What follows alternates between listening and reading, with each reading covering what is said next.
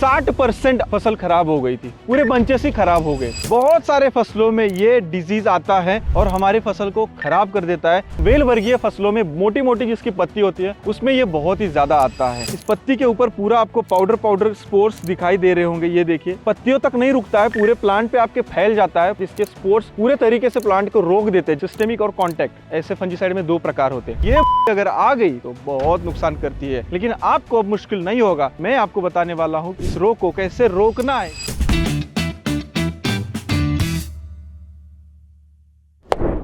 ऐसी ही एक पाउडर है, हमारे फसलों में बहुत नुकसान पहुंचाती है दोस्तों। बहुत सारे फसलों में ये डिजीज आता है और हमारी फसल को खराब कर देता है। फसल की ग्रोथ नहीं हो पाती है, उत्पादन अच्छा नहीं आ पाता है। तो अभी मैं यहाँ पे हल्दी के फसल में खड़ा हूँ और इसके बीच में भिंडी भी लगाई गई है। इस भिंडी के ऊपर जो मैं आपको रोग बता रहा हूँ, ये रोग इसमें लगा हुआ है अभी। इसके अलावा अंगूर हो, आम हो, अनार हो, ऐसे फसलों में भी ये रोग आता है जिसका नाम है पाउडरी मिल्ड्यू, जिसको हमारे यहाँ पे भूरी रोग बोलते हैं। और ये भूरी अगर आ गई तो बहुत नुकसान करती है। पिछले साल मेरे अंगूर के खेत में सारा सब कुछ सही गया, लेकिन आखिरी के टाइम पे मेरे खेत में भूरी आ गई, यानी पाउडरी मिल्ड्यू आ गया और उससे मेरी फसल खराब हो गई और अंततः मुझे कंट्रोल करना बहुत ही मुश्किल हो गया था। लेकिन आपको अब मुश्किल नहीं होगा। क्यों नहीं होगा? क्योंकि मैं आपको बताने वाला हूं कि इस पाउडरी मिल्ड्यू को, इस रोग को कैसे रोकना है। जी हाँ, ये देखिए, यहाँ पे मैं आपको दिखाता हूँ। इस पत्ती के ऊपर पूरा आपको पाउडर पाउडर स्पोर्स दिखाई दे रहे होंगे। ये देखिए, ये भिंडी के ऊपर दिखाई दे रहे।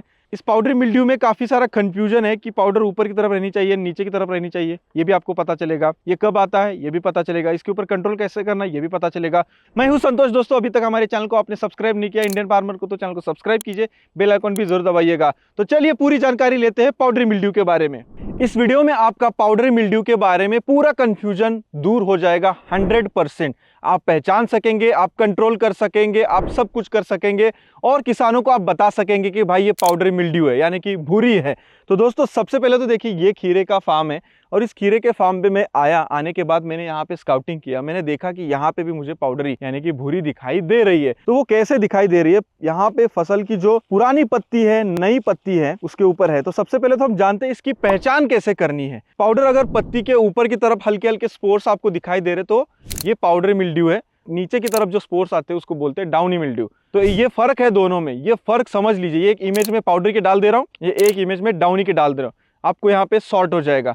पहचान में सिंपल है। ऊपर पाउडर तरह हल्के हल्के स्पोर्स शुरुआत में जो है किनारे पे दिखेंगे या बीच में दिखेंगे, कहीं साइड में दिखेंगे। के लिए ना आपका स्काउटिंग चाहिए। हमेशा आपको फार्म पे घूमना चाहिए, आपको फार्म पे देखना चाहिए, तब आपको समझ में आएगा। तो अब मैं आपको बताता हूँ कि ये कौन कौन से फसलों में आता है। वेल वर्गीय फसलों में मोटी मोटी जिसकी पत्ती होती है उसमें ये बहुत ही ज्यादा आता है। खास करके मैंने देखा है यहाँ पे खीरे की फसल है, इसमें तो आपको लाइव दिखा रहा हूँ। भिंडी में दिखाया आपको शुरुआत में, उसमें भी आता है। अंगूर के खेत में मेरे पिछले साल 60% फसल खराब हो गई थी। पाउडरी आने के वजह से अंगूर के ऊपर वो पाउडरी मिल्ड्यू आ गया। अंगूर पे आने की वजह से पूरे बंचेस ही खराब हो गए। वेल वर्गीय में अगर देखा जाए तो खीरा है, तोरई है, करेला है। उसके बाद अगर आप देखा जाए तो टमाटर में आता है, शिमला मिर्च में आता है, अंगूर में आता है, अनार में आता है। बहुत सारे फसलों में ये आता है। बस आपको पहचानना सीखना है।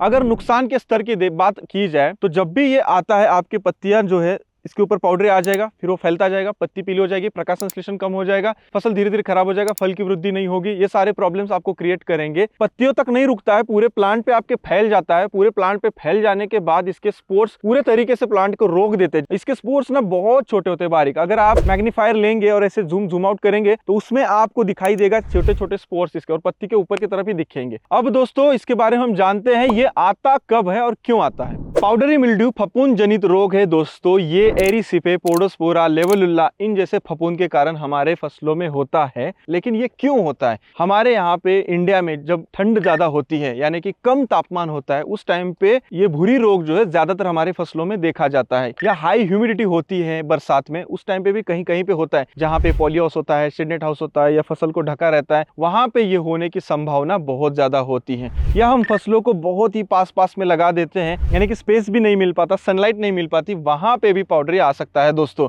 अब हम जानते हैं दोस्तों इसके ऊपर कंट्रोल कैसे किया जाता है।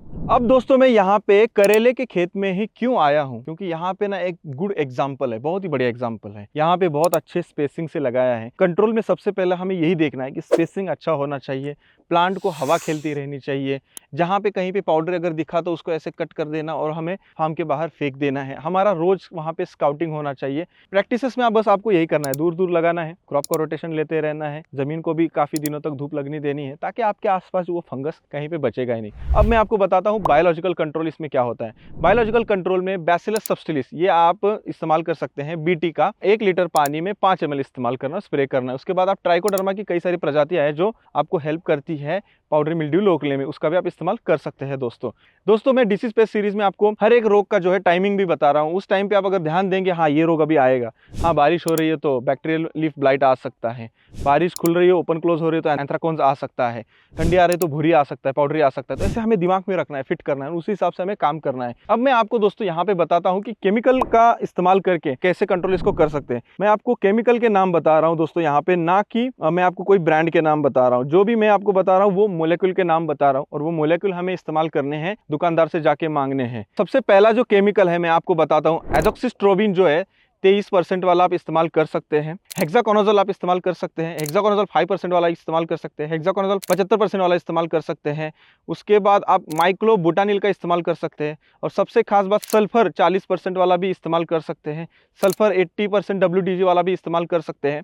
इसके अलावा दोस्तों ये मैं स्क्रीन पे सारे नाम आपको डाल दे रहा हूँ, ये आप फसल के ऊपर स्प्रे कर सकते हैं। लेकिन मैं आपको एक जरूरी चीज बताता हूँ, CIB सेंट्रल इंसेक्टिसाइड बोर्ड, इस वेबसाइट पे जाइए, मैं डिस्क्रिप्शन में लिंक डाल दे रहा हूँ, वहां पे जाके आप देखिए आपकी फसल के लिए कौन सा भूरी के लिए रिकमेंडेड दवा है, उसका रेसिड्यू क्या है, यानी कि वो फसल के अंदर उसका अंश कितने दिन तक रहने वाला है, ये देखना भी बहुत ज्यादा जरूरी है। दोस्तों मेरा एक पर्सनल एक्सपीरियंस शेयर करता हूँ आपके साथ। दोस्तों अगर आपको फफूंद के कहीं स्पोर्स हल्के हल्के दिखाई दे रहे हैं तो सीधा सल्फर का स्प्रे कीजिए, कॉन्टैक्ट फंजीसाइड है। अगर आपको फसल में भूरी दिखती है तो कॉन्टैक्ट बेस इस्तेमाल करना है। कॉन्टैक्ट बेस यानी ऊपर से काम करता है, उसको तुरंत जला देता है। अगर आपकी फसल में नहीं दिख रहा है, प्रिवेंटिव आपको कोई चीज का अगर इस्तेमाल करना है तो आप सीधा बैक्टीरिया इस्तेमाल कीजिए, जो मैंने आपको बैसिलस सब्टिलिस बताया, ट्राइकोडर्मा, या कोई सिस्टेमिक स्प्रे लीजिए कहीं पे हल्का फुल्का अगर दिखाई दे तो। सिस्टेमिक में आप जैसे मैंने एजोक्सिस्ट्रोबिन बताया, ये सिस्टेमिक फंजीसाइड है। प्रति एकड़ 200 से 300 लीटर पानी का इस्तेमाल करना है। पानी का पीएच जो है 7 होना चाहिए। दवा बनाने के बाद भी 6.5 से 7.5 होना चाहिए। अगर आप केमिकल स्प्रे करने जाते हो तो 1.5 से 2,000 रुपए के आसपास 1 एकड़ में एक स्प्रे के लिए खर्चा हो जाएगा। लेकिन मैं आपको कहूंगा कि ठंडी में ध्यान दीजिए और कॉन्टैक्ट बेस का इस्तेमाल कीजिए।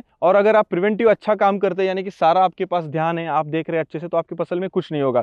जब भी आप भूरी के लिए स्प्रे करते हैं तो सुबह के टाइम पे स्प्रे कीजिए, ज्यादा आपको रिजल्ट्स मिलेंगे। स्पोर्स एक्टिव रहते हैं और उसके ऊपर स्प्रे जाता है तो दवाई तुरंत काम करती है। दिन भर वो दवा सिस्टेमिक अगर कर रहे हैं तो अंदर घुस जाती है। कॉन्टैक्ट ले रहे हैं तो शाम को 4 बजे के बाद ले सकते हैं। दवा लेने का टाइम है सुबह 6 से 10, शाम को 4 से 6। दोपहर में धूप में, कड़कती धूप में ले लेंगे तो ये जो नाजुक कोमल पत्तियां है इसके ऊपर काफी असर हो सकता है। कवरेज अच्छा होना चाहिए। ऐसी इतनी बड़ी फसल है तो ट्रैक्टर से स्प्रे करना पड़ेगा, ट्रैक्टर नहीं है तो आपके पास नोजल से स्प्रे करना पड़ेगा। अंदर तक दवा जानी चाहिए, इसके कवरेज अच्छा मिलेगा तभी कंट्रोल होगा दोस्तों। और एक चीज याद रखिए, सिस्टेमिक और कॉन्टैक्ट, ऐसे फंजीसाइड में 2 प्रकार होते हैं। सिस्टेमिक अंदर से काम करता है, कॉन्टैक्ट जो है ऊपर से सीधा अंदर नहीं जाता, बाहर से ही काम करता है। और ये दवा जब आप लेते हैं तो लेबल क्लेम जरूर पढ़िएगा। दवा स्प्रे करते समय मास्क वगैरह सब कुछ लगा के प्रॉपर कीजिएगा। और भूरी ये बहुत ही कॉमन डिसीज है दोस्तों, लेकिन इसके बारे में जानना हमें बहुत ज्यादा जरूरी था। तो दोस्तों हमारी डिसीज पेस्ट सीरीज का ये एक वीडियो था, भूरी पाउडरी मिल्ड्यू। मैंने ज़्यादा से ज़्यादा कोशिश की आपको डिटेल में जानकारी देने की। और ये वीडियो को आप ढेर सारे किसानों को शेयर करते हो तो उनको भी अवेयरनेस आएगा, उनको भी इसके बारे में जानकारी मिलेगी, दवा के, केमिकल के बारे में, फंजीसाइड के बारे में, पानी के बारे में, टाइमिंग के बारे में। कुछ और भी रह गया तो कमेंट जरूर कीजिएगा, क्योंकि आपका कमेंट मेरे लिए बहुत ही महत्वपूर्ण और बहुत ही मायने रखता है। और कौन कौन से डिसीज या पेस्ट के बारे में आपको जानकारी चाहिए, कमेंट बॉक्स में फटाफट से भर दीजिए। मिलते हैं एक और वीडियो के साथ, तब तक करते रहिए मेहनत, क्योंकि वावर है तो पावर है।